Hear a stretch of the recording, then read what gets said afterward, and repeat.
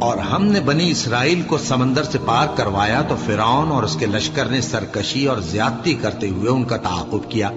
یہاں تک کہ جب اس کو غرق کرنے والے عذاب نے آ پکڑا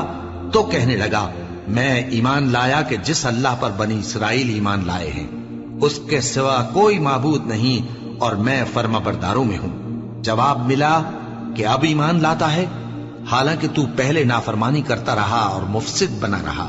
تو آج ہم تیرے بدن کو بچا لیں گے تاکہ تو پچھلوں کے لیے عبرت ہو، اور بہت سے لوگ ہماری نشانیوں سے بے خبر ہیں۔ اور ہم نے بنی اسرائیل کو رہنے کو عمدہ جگہ دی اور کھانے کو پاکیزہ چیزیں عطا کی، پھر بھی وہ باوجود علم ہونے کے اختلاف کرتے رہے۔ بے شک جن باتوں میں وہ اختلاف کرتے رہے تمہارا پروردگار قیامت کے دن ان میں ان باتوں کا فیصلہ کر دے گا۔ اب اگر تم کو اس کتاب کے بارے میں جو ہم نے تم پر نازل کی ہے کچھ شک ہو تو جو لوگ تم سے پہلے کی اتری ہوئی کتابیں پڑھتے ہیں ان سے پوچھ لو، تمہارے پروردگار کی طرف سے تمہارے پاس حق آ چکا ہے تو تم ہرگز شک کرنے والوں میں نہ ہونا، اور نہ ان لوگوں میں ہونا جو اللہ کی آیتوں کی تکذیب کرتے ہیں، نہیں تو نقصان اٹھاؤ گے۔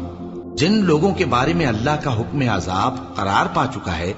وہ ایمان نہیں لانے کے جب تک کہ عذاب علیم نہ دیکھ لیں، خواہ ان کے پاس ہر طرح کی نشانی آ جائے۔ سو کوئی بستی ایسی کیوں نہ ہوئی کہ ایمان لاتی تو اس کا ایمان اسے نفع دیتا۔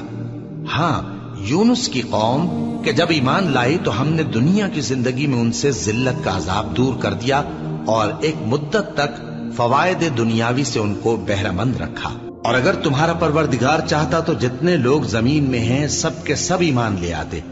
تو کیا تم لوگوں پر زبردستی کرنا چاہتے ہو کہ وہ مومن ہو جائیں؟ حالانکہ کسی شخص کو قدرت نہیں ہے کہ اللہ کے حکم کے بغیر ایمان لائے، اور جو لوگ بے عقل ہیں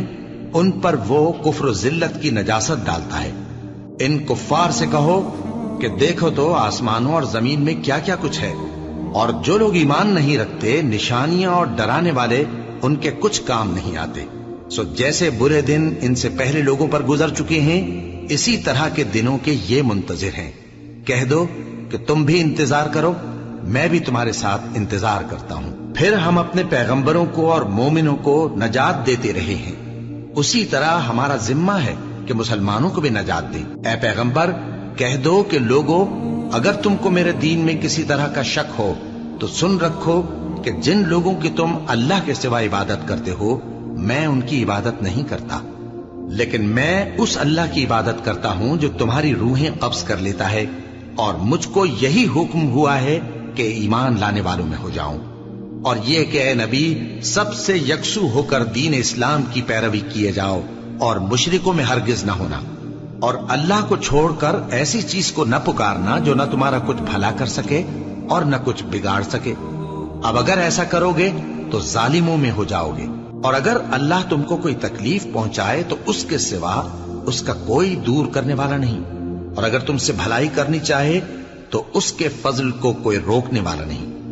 وہ اپنے بندوں میں سے جسے چاہتا ہے فائدہ پہنچاتا ہے، اور وہ بخشنے والا ہے، مہربان ہے۔ کہہ دو کہ لوگوں تمہارے پروردگار کے ہاتھ سے تمہارے پاس حق آ چکا ہے، تو جو کوئی ہدایت حاصل کرتا ہے تو ہدایت سے اپنے ہی حق میں بھلائی کرتا ہے، اور جو گمراہی اختیار کرتا ہے تو گمراہی سے اپنا ہی نقصان کرتا ہے، اور میں تمہارا وکیل نہیں ہوں۔ اور اے پیغمبر تم کو جو حکم بھیجا جاتا ہے اس کی پیروی کیے جاؤ اور تکلیفوں پر صبر کرو یہاں تک کہ اللہ فیصلہ کر دے، اور وہ سب سے بہتر فیصلہ کرنے والا ہے۔